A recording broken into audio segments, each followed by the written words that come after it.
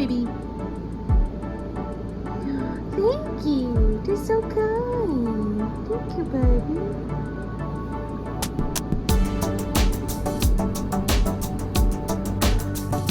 You feel good?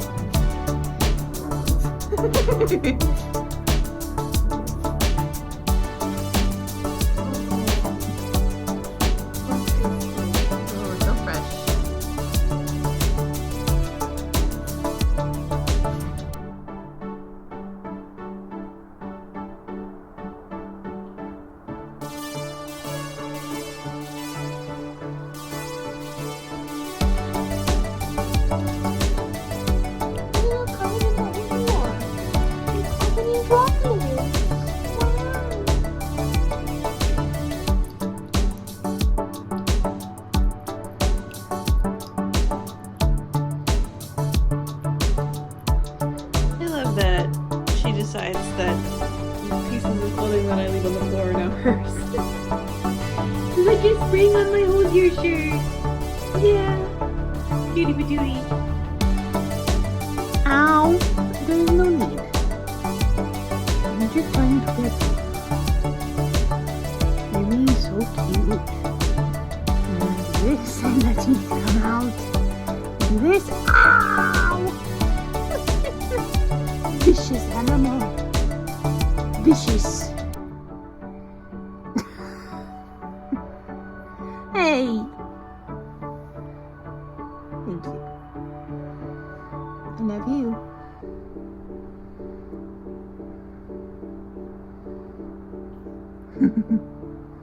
You won't even look at me now. Oh, you're so pretty. Wow.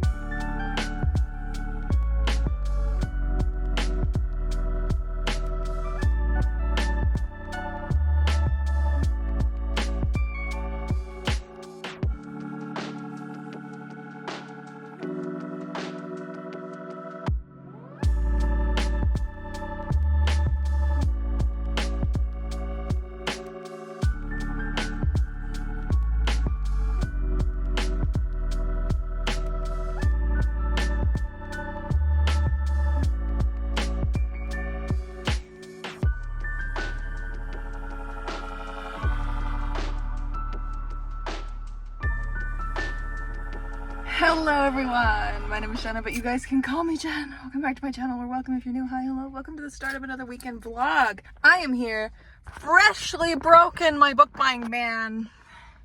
Just a little. I promise it was just a little.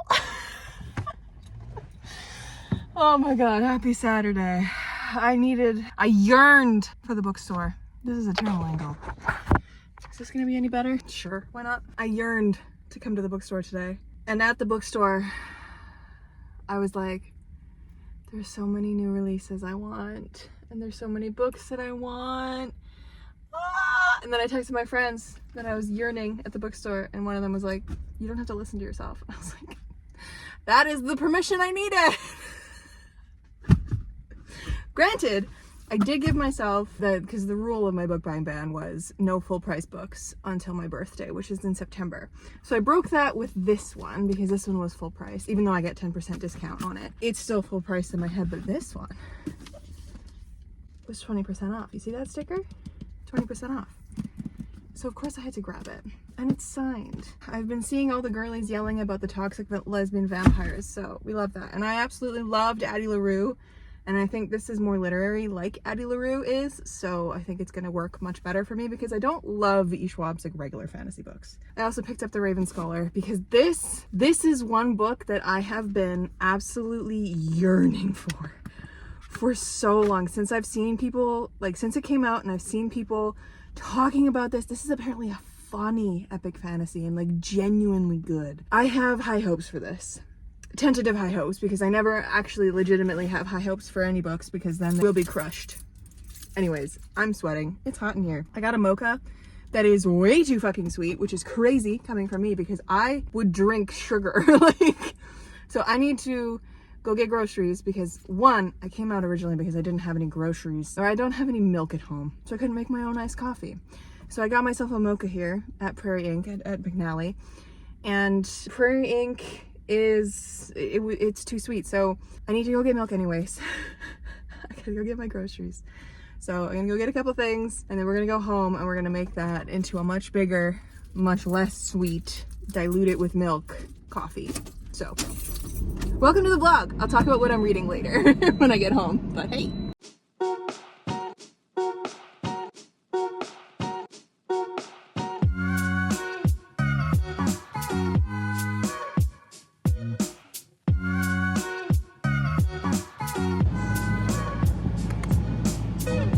Oh, you didn't even miss that. Thank you, baby. Old Navy, go run. Yes. Do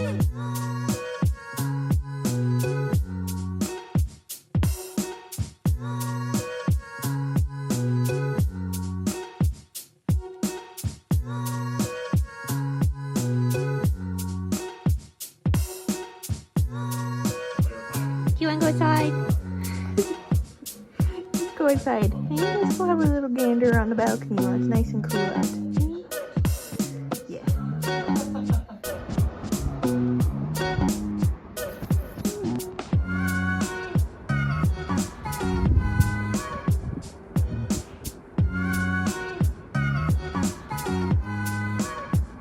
Oh, big fish.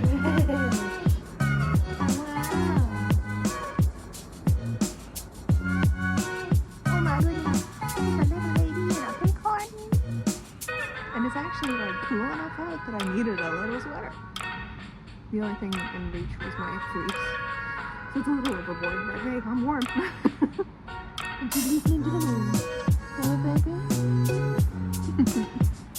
Hello friends, it is much later now. It's like 1:30 in the morning. Hello. Welcome to my couch. I have been just chilling for the rest of the day. I ended up reading an entire book. That's fun. We love that. So I decided upon coming home that I was going to pick up a library book that I had grabbed yesterday, the day before.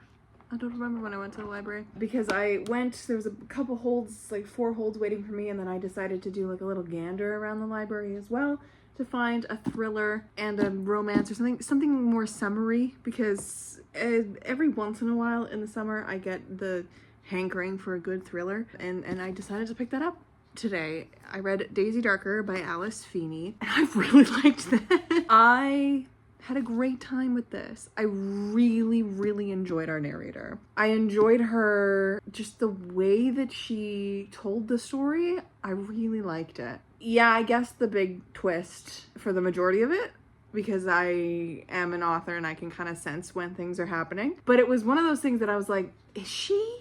Is she? And then I was like, oh, she is. Oh, that's satisfying. Like, it was one of those moments, and that's good. When an author can lay out like enough foreshadowing that it feels like a question, because there were moments in here where I was like, no, because of this and this, that's probably not it. But then when we get to the end and I was like, oh wait, no, I was right. It's a little satisfying. So this is kind of based off of And Then There Were None vibes by Agatha Christie. We have a family coming together for a grandmother's 80th birthday on the 30th of October. This whole family barely talks to each other, and our main character is named Daisy Darker. She is the youngest sibling of this family. Her 2 older sisters are like Irish twins, and then she's like 4 or 5 years apart from them. One of them has a daughter. Neither of them have husbands. So it's just the 3 girls, their dad, their mom, who are divorced, and then one of the daughters, the niece of the family. It's them all together with Nana celebrating this in this kind of an interesting little island type of way that gets shut off from the road for 8 hours when the tide comes in. And the first night there, Nana like lays out a bunch of shit with the will, and then they find her dead in the middle of the night, and then like more family members just start dropping like flies, and it's just this like, who's killing our family, what's actually happening, and why, right? Like, why are they all dying? So it was really interesting. I liked the way that it was really heavily inspired by And Then There Were None. Obviously very heavily inspired by And Then There Were None. There's like a poem that's like, you know, walking through how people are gonna die or whatever. Like, there's this whole thing, but the way that it was changed enough to make sense for, like, this was in 2004 that this is set, so it makes sense for the 2004. It uses like home movies, and I don't know, I really liked it. It was very claustrophobic. It was very insular because it's all in this one house. I don't know, I really liked this. I don't know why. I just really enjoyed it. And as like someone who doesn't really consume thrillers that often, I think that the ending was pretty solid. It is like, the whole concept is like kind of surreal. You do have to suspend your disbelief a little bit, but the family and the family dynamic is so real that kind of grounds it in a little bit of a reality. So I like that aspect of things. And I'm always saying, like, whenever I read thrillers, I really don't like around the 75% mark or the 80% mark or whatever, when they start like lifting the veil of like what's actually happening. Like, it takes all the tension away.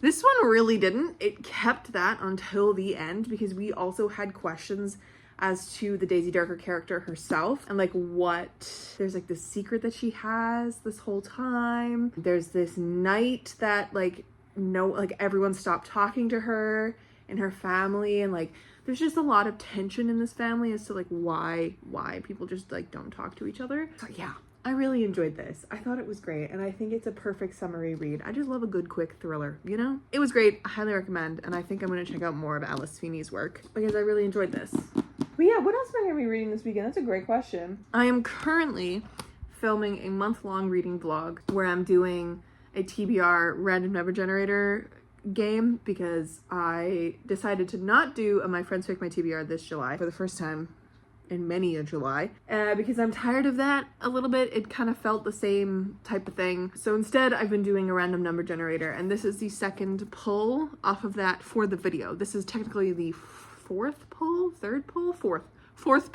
in general, because I did 2 previous to July, wherein I pulled that Nayla Hopkinson that I DNF'd, and then of course A Day of Fallen Night, which I still am reading and I have not touched since last weekend. It's so big.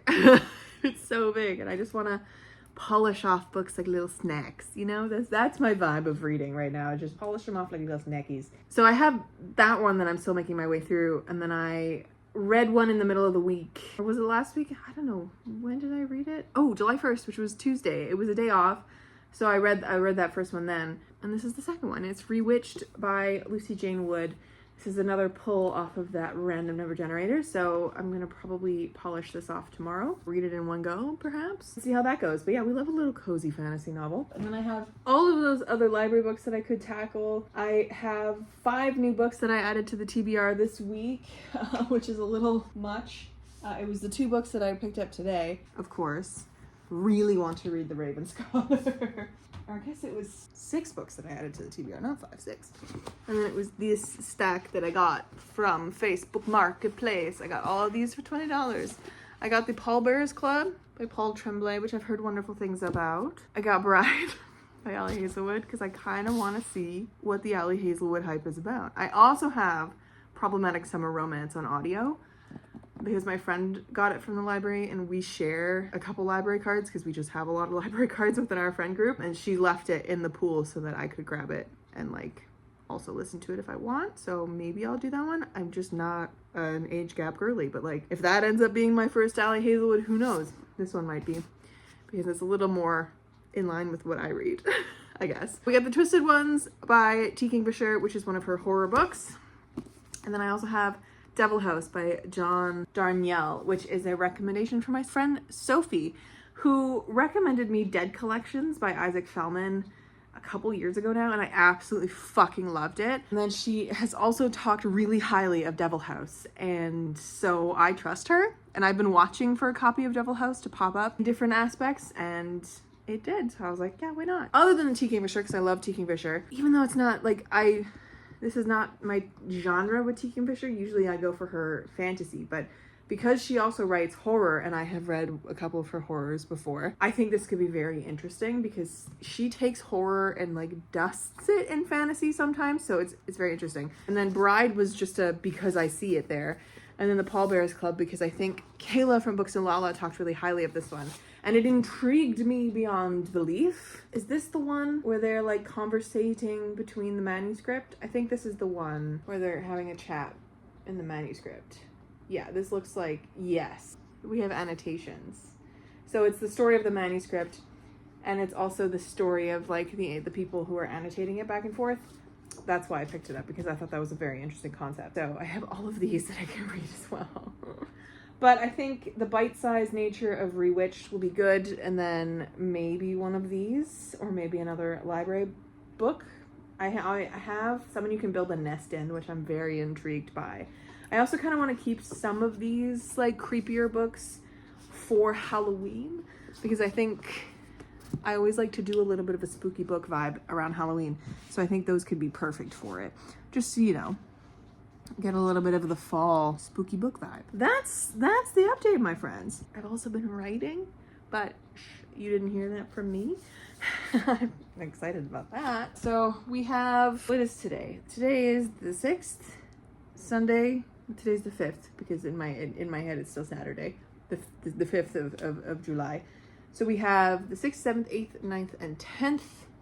And then hopefully Eleni will have my edits back for A Favored Fey in 6 days on the 11th, so that I can crash through that. And I've been thinking, because we are so close to the release day, and I don't know how long it's going to take me to edit this go around, I don't know if I'm going to be doing arcs. While that scares me just a smidge, I'm also like, that's fine. I can just, if I want to do an arc situation, I can also just hand out like free e-copies to people. Like if I want to like send them out to like influencers and stuff like that. Because I did do that with the second story in A Little Luck as well, and Marion Bright, because that's always good to like get your book out there. But I don't know if I will have time to do arcs, because usually I like to do arcs a month in advance. And because technically a month in advance is the 14th of July, I don't know if I will be able to go through 128,000 word manuscript in like 3 days to get that ready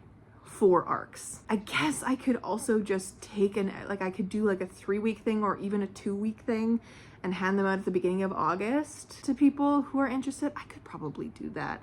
I'm worried about having arcs ready, because I like to have my arcs as like close to the polished finished thing as possible, because I've had a number of people who got arcs complain about the quality of the arc in the past. Like they were complaining about typos and stuff, and I'm like, you do realize this is the arc, right? Like this is not the finished copy. There are going to be there are typos in published works. Like there are actual formatting errors in published works that are arcs. Do you not know that? Like why are you complaining about that in an arc? Like that shouldn't be okay. So I always like to make sure that my arcs are like pretty polished, pretty done, and ready to go. But we'll see how that works this time around. I think in my head I have less time than I actually do. The perceived amount of time is less than I think it is, but we'll find out. We'll find out. But yeah, it's just a waiting game now. And I've been like twiddling my thumbs and like I've been chomping at the bit to write, because I very recently in the past like week and a bit, I've just had this wash over me of, I don't know if you guys know or if you've been around long enough, but I've been trying to find a new job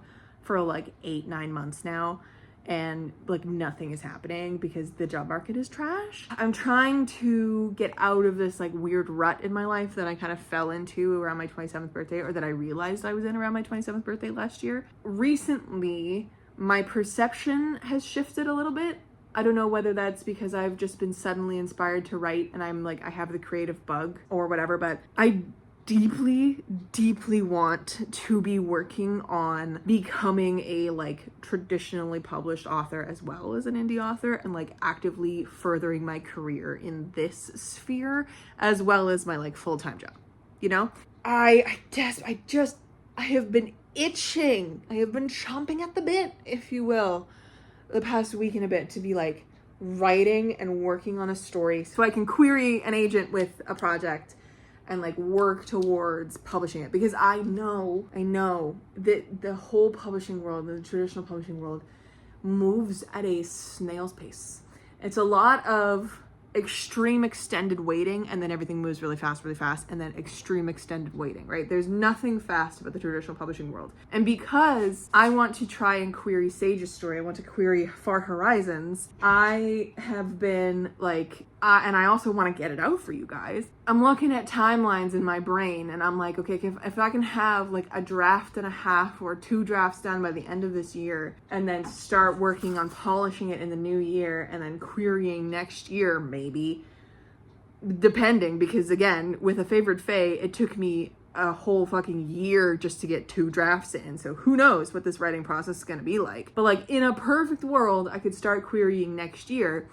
I want to be on the query market for like 6 to 8 months to give it a good shot. And then if I get a literary agent, then it's the process of going through the edits with the agent to then get it ready to go on submission. And submission can last fucking forever if this book, because the publishing market is so slow. So I'm like, okay, if I don't get a literary agent with this project and I end up then self-publishing this project, that means it's going to be like at its earliest in your hands in like 2027, which doesn't feel like a real year, to be honest. 2027, 2028 for like the whole trilogy, right? Because I want to be able to work and like write the whole thing and like polish it as a whole, like as a unit, and like make sure the story is very cohesive and all this kind of stuff. But if I get that literary agent, that means I could be publishing that book in 2028, 2029, depending on the publishing schedule, which is crazy. So it all depends on how fast I get this drafted and edited and ready to go for querying, and then it all depends on how the querying nature goes, and then it all depends on whether I'm self-publishing it or traditionally publishing it with an agent and putting it on submission and all this kind of stuff. Like, it's after Favored Fey, I don't know when or what is going to be the next thing that's in your hands. Because if it ends up being Far Horizons and I end up self-publishing that, that's fantastic. If not, it's going to be like little novellas. And while that's great and lovely and amazing, I feel so weird not having like books out for you guys. But like now that I'm kind of stepping away from my cozy fantasy life a little bit, putting a pin in that because I do have other cozy ideas in my head that I do want to work on. Being in the high fantasy space again, being in the epic fantasy space again, it's going to take me longer to write these books. That stresses me out as an author, because there is an innate fear in me that if I do not publish something every year, people will forget who I am and I will fall into obscurity, which is a fear that is extremely based and valid for the society that we live in now, because everything is so online and instantaneous and attention spans are really short. But like, this is my dream career, to be an author, right? It always has been, and it always will be my dream to eventually just be an author. And whether or not I have to have a job on the side to make sure that I'm, make ends meet and stuff, because to find an author that gets paid enough to not have to have another job is extremely rare. So I would love, to one day just be an author and have a partner that like could support us both, but it's just me. So me and Freya, and I need to support her, so I'm just like, this is why I have 4 jobs. This is why I have a full-time job. I have a part-time job teaching piano. I do indie author and then content work, which I'm gonna get my very first payment from YouTube. I made $100 on YouTube in the however many months it's been since November when I got monetized. So if that gives you any indication of how much money you're making in YouTube, it is pennies on the dollar, my friends, when you're this small of a creator. But it's all these things that I'm trying to keep moving and trying to keep up, and eventually we will hit our goals. Eventually I will be living my dream, being a traditionally and self-published author, getting advances and all that kind of stuff. And it would be the dream if I could just work on my writing every day, if that was my full-time job, because if I could actually devote 8 hours a day to creativity which is a crazy amount of time to do that straight, I will say. But like, if you're considering it in the full-time job scheme and framework, if I could do that, I could actually like pump out a lot of work. I could. But anyways, friends, that was a weird little rant. The fears and the dreams and stuff that have been living in my brain, I have been very much like chomping at the bit. There's been a warmth in my heart. There's been an inspiration in my brain over the past week and a bit to just work on things that will further that part of my career. So I'm excited to get A Favored Fey out in the world so that I can focus on the next thing. Because I think A Favored Fey has been so in my brain for a year and a half, almost 2 years now, that I just need to get it out of my brain and into the world so that I can work on something new, work on something fresh. I have so many ideas, guys. Like, living in a creative brain is living in a brain that just constantly comes up with new ideas. And whether or not those ideas are actually like worth anything is an entirely different question. But like coming up with ideas and like having little nest eggs of a story brewing in your head while you're also working on other things. It's annoying, it's distracting. And it's like, I want to be working on everything else, but I have to be working on this. So that probably made like 50% sense to anyone who is not an author or creative. Apologies for my rambles, but that's what's up. That's the update. This week was whack. It was 3 days and my shoulders and neck have been out for 2 of those days and today as well. It's better today, but it still hurts like a motherfucker. And it's one of those like, it's up into my cranium here and like across the top of my shoulders and into the rotator cuffs on the back. And I'm like, it hurts and it won't go away. So don't love that. I hate that so much. I was supposed to go to like lunch on Friday with work and I just couldn't because I was in so much pain, and it gave me a migraine on Thursday night, and then I was like in a fugue state on Friday, and it gave me another like sort of migraine last night that I was just fighting back with Advil. So that's been my week. I have read 1 book I've now read 2 books in July so far, and I'm excited to keep this train going. July really has like 2 goals. 1, it is to get A Favored Fey ready for publication, polished and ready. 2 is to shrink the TBR, which, having bought 2 more books today and then having bought 4 books off of Facebook Marketplace and adding 6 books to the TBR probably is like, Jen, what do you mean you're shrinking your TBR? Yeah, we're back at 167. It's fine. We're gonna be reading it down. Anyways, I've been rambling for so long. That's the update, my friends. I'm gonna go to bed because it is now 2 a.m. So I'll catch you tomorrow for Sunday.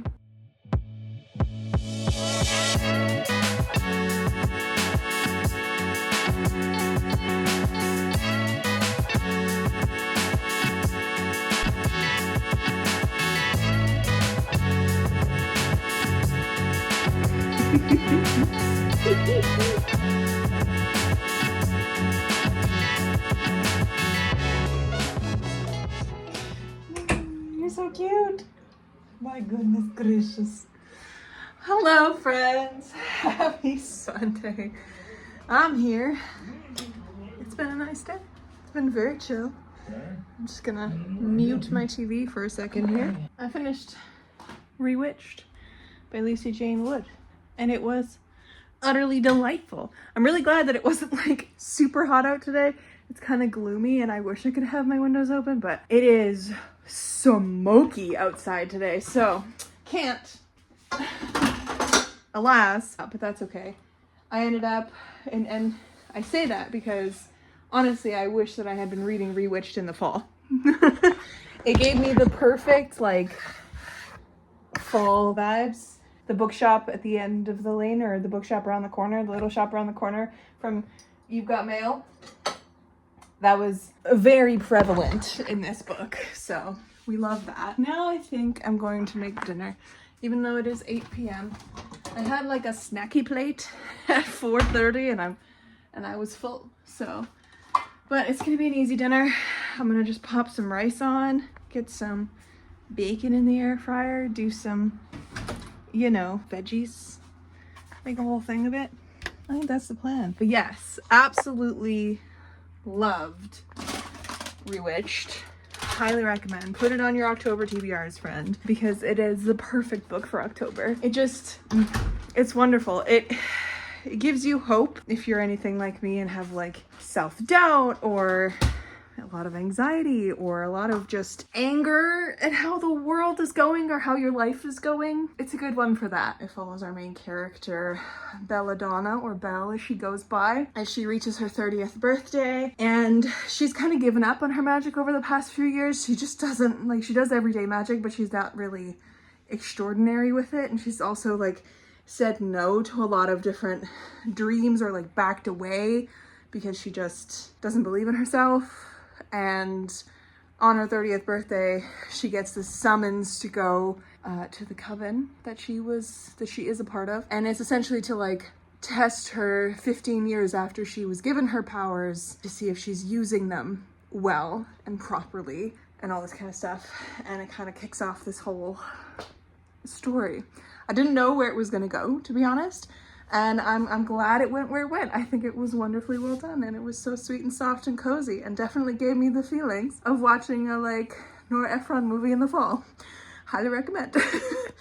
Anyways, because that one was a random number generator TBR prompt, I am gonna have to film that clip first for that vlog because I need to respin and get another book off my TBR from that to see what's next on that docket.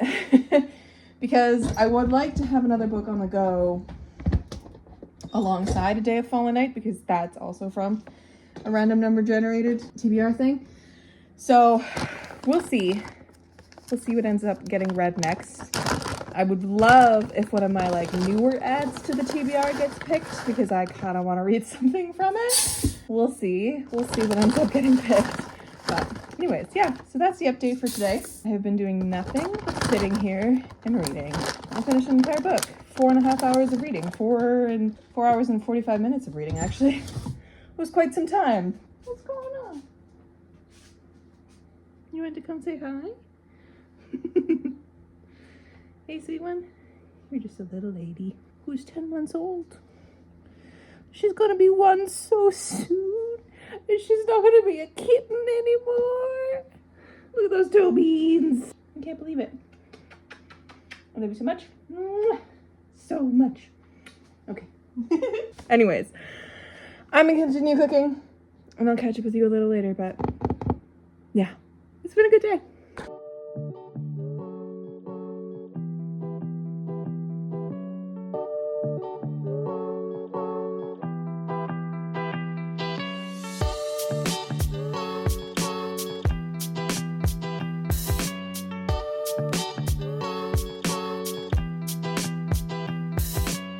Hello friends, it is now a little later. I have finished the next book for that TBR pull, which was The Cat Who Saved the Library by Soseki Natsukawa. Love, another book down. That's 3 books this weekend. I'm on a fucking roll, my guys. But it is also 1:45. And it is Monday tomorrow. But, hi baby. She's hidden so well. Can you see her? Hey, she comes, look up. Oh, there she is. Hi, baby. The Cat Who Saved Books was just fine. It was an incredibly mid-read for me. So, cozy, quick, done and dusted. But I need to say hello to my child now. My little bibble. My little kitten. Look at those eyes. What do you see? She's been scoping out for bugs all evening because she's the bug patrol. She loves a good bug patrol. She's been very good. Although it always freaks me out just a little when she gets up and starts like inside, because then I'm like, oh god, what does she see?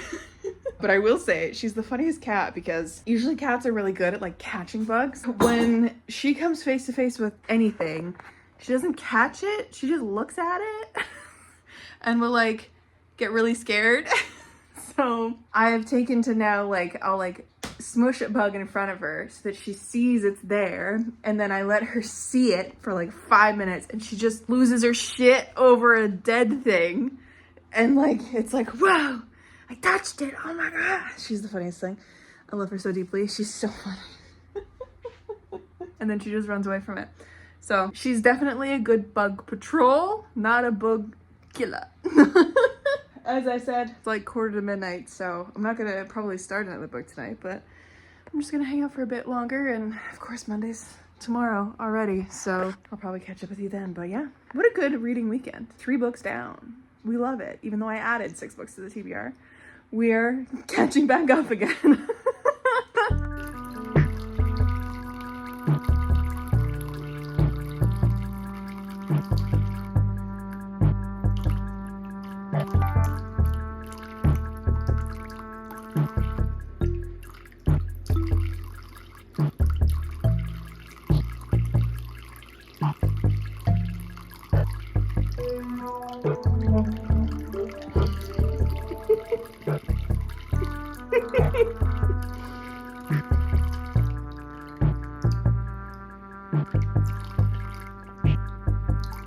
She's like, where'd it go? Why the water stopped? She got me right in the face. Oh my goodness. Goose. Hello friends, happy Monday. It's just after 11 p.m. and I have watched all 3 Pitch Perfect movies today. It was not on the cards. I started watching H.T. Hayes' like watch through of Pitch Perfect 1, and then I was like, well, I have to watch Pitch Perfect 2. Realized I've never seen Pitch Perfect 2, and then I was like, well, I really want to just like finish the trilogy. I need to know. So I found Pitch Perfect 3, and I watched that too. And like, honestly, Pitch Perfect, the first one, it's a fantastic movie. A lot of the jokes don't land.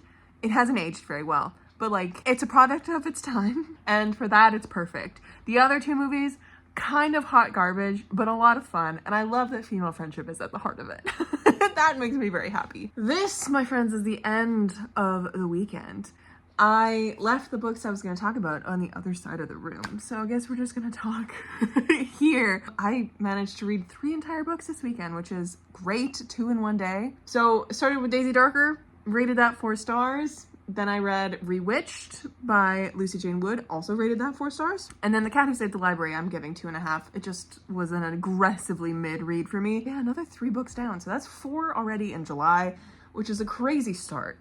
A crazy start to July, but I'm kind of glad. I'm kind of glad where we're at. Anyways, thank you guys so much for hanging out with me this weekend. It's been a very chill one, and I'll catch you in another one very soon. Stay kind and keep on reading.